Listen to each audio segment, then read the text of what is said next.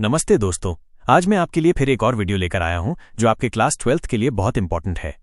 आज हम English grammar के एक बहुत ही ज़रूरी टॉपिक पर बात करेंगे जो न सिर्फ आपके एग्जाम्स में अच्छे मार्क्स लाने के लिए ज़रूरी है बल्कि सही इंग्लिश बोलने और लिखने के लिए भी बहुत एसेंशियल है।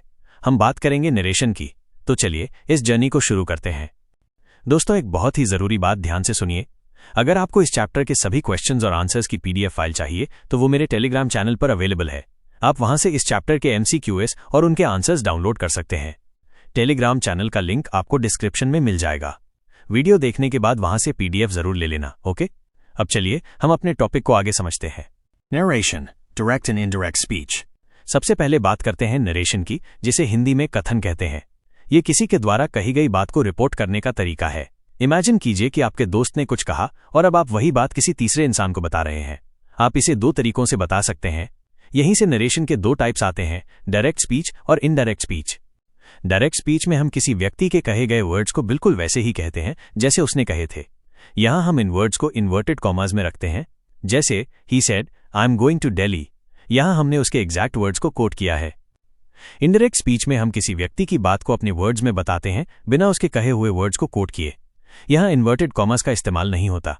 ऊपर वाले एग्जाम्पल को इनडायरेक्ट स्पीच में बदलें तो ये होगा, he said that he was going to Delhi. Notice कीजिए कि हमने आई को ही में बदल दिया और AM को वॉज में। यही नरेशन के रूल्स हैं, डायरेक्ट स्पीच से इनडायरेक्ट स्पीच में बदलने के रूल्स। सबसे पहला रूल है रिपोर्टिंग वर्ब में चेंज का। यदि रिपोर्टिंग वर्ब सेड टू हो तो वो टोल्ड में बदल जाता है। Example, she said to me you are my friend. ये इनडायरेक्ट स्पीच में होगा, she told me that I was her friend. दूसरा और सबसे इंपॉर्टेंट रूल टेंस में चेंज का है। टेंस के चेंजेस को ध्यान से समझें। प्रेजेंट सिंपल बदलकर पास्ट सिंपल बन जाता है। Example, he said I write a letter, ये बनेगा he said that he wrote a letter. Present continuous बदलकर पास्ट कंटिन्यूअस बन जाता है। Example, she said I am reading a book, ये बनेगा she said that she was reading a book. Present perfect बदलकर past perfect बन जाता है। Example, they said we have finished our work, ये बनेगा they said that they had finished their work. Past simple बदलकर past perfect हो जाता है। Example, he said I went to Delhi, ये बनेगा he said that he had gone to Delhi. Past continuous बदलकर past perfect continuous हो जाता है। Example, she said I was singing a song, ये बनेगा she said that she had been singing a song. तीसरा rule है प्रोनाउंस में change का। प्रोनाउन सेंटेंस के कॉन्टेक्स्ट के हिसाब से बदलते हैं। First person pronouns I, we reporting verb के सब्जेक्ट के अकॉर्डिंग बदलते हैं। Example, she said I am tired, ये बनेगा she said that she was tired. Second person pronouns you reporting verb के ऑब्जेक्ट के अकॉर्डिंग बदलते हैं।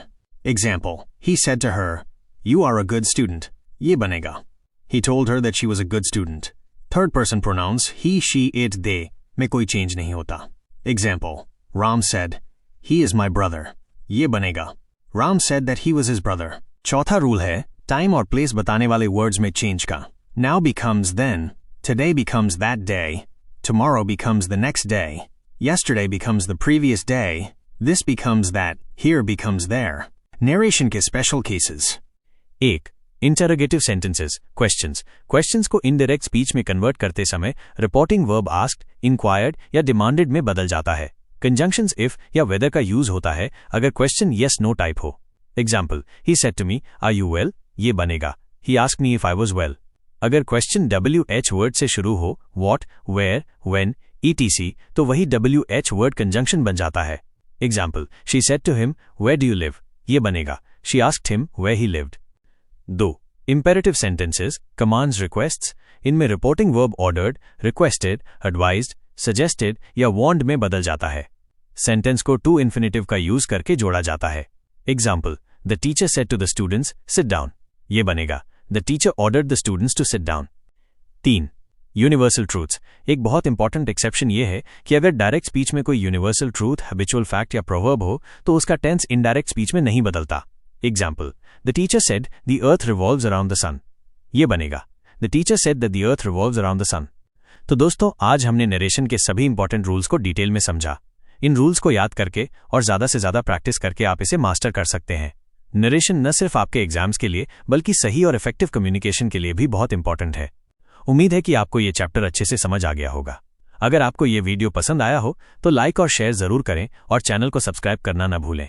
धन्यवाद।